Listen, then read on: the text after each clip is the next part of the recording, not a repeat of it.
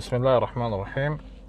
الآن عندنا هاي السيارة فيها ايرور موجود وظاهر على الطبلون، يعني إشارة التشيك انجن.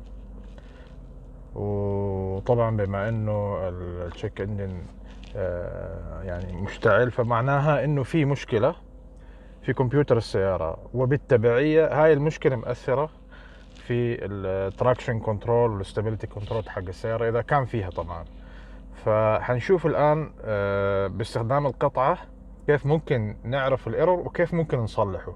طبعا يعني في حالات الإصلاح البسيطة يعني ممكن الإنسان يعملها بنفسه إذا كان الايرور واضح، أما في بعض الأحيان قد تحتاج إلى الرجوع إلى ورشة متخصصة عشان يعني تحل المشكلة. فالآن حنشوف مع بعض على الجهاز كيف ممكن نفحص المشكلة ونعالجها وبعدين نمسح الخطأ. السلام عليكم. كما ذكرنا سابقا السيارات كلها فيها مخرج OBD2، فاحنا حنركب القطعة اللي تكلمنا عنها في الفيديو السابق. هنا نلاحظ انها اشتغلت وانها اونلاين.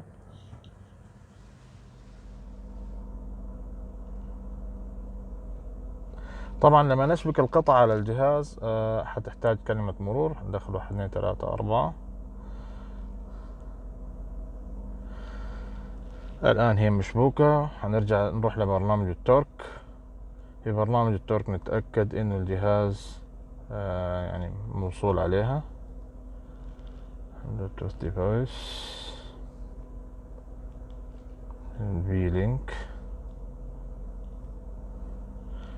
الآن الجهاز شبك عليها. نفحص الخطأ ونشوف إيش المشكلة. أحيانا يعني قد يتطلب بعض الوقت. لاحظ موجود عندنا الماس or volume air flow circuit، يعني معناها اللي هو حساس الهواء في مشكلة، والانتيك اير تمبريتشر سيركت. هذا معناها ايش؟ معناها انه انا عندي مشكلة في حساس الهواء، اما انه مفصول او في مشكلة.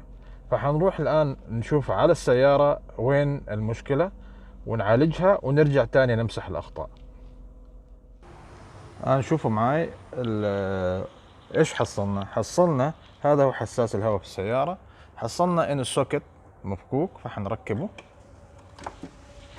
ونرجع تاني نشغل السيارة ونشوف المشكلة هل ستنحل ولا لا. طيب رجعنا لبرنامج التورك. الآن حنفحص السيارة مرة أخرى. حنحصل الايرور موجود. هنعمل كلير للفولت ايرور.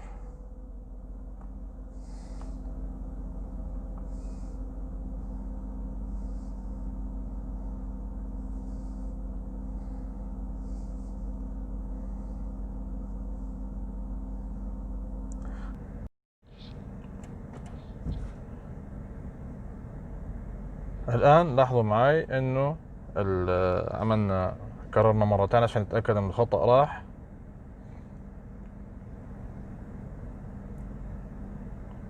قاعد يفحص الآن هو الكمبيوتر، وأعطانا أنه لا توجد أي أخطاء. وعشان نتأكد نرجع لطبلون السيارة ونشوف هل الايرور اختفى من الطبلون ولا لا. ما احنا شايفين الآن أنه الايرور اختفى من طبلون السيارة.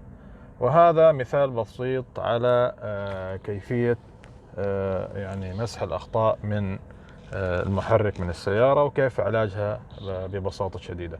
وإن شاء الله في الحلقات القادمة حنتكلم عن استخدامات أخرى للقطعة، مثل قراءة المعطيات اللي جاية من الكمبيوتر زي حرارة المحرك، وكيفية مثلا يعني إن لو حاب تحسب تسارع من 0 ل 100 أو تشوف يعني قراءات السيارة عندك على الجوال أو على الشاشة حق السيارة إذا كان عندك شاشة على السيارة. أتمنى أنه يكون الفيديو قد حاز على إعجابكم وأفادكم، وشكرا لمتابعتكم ودعمكم.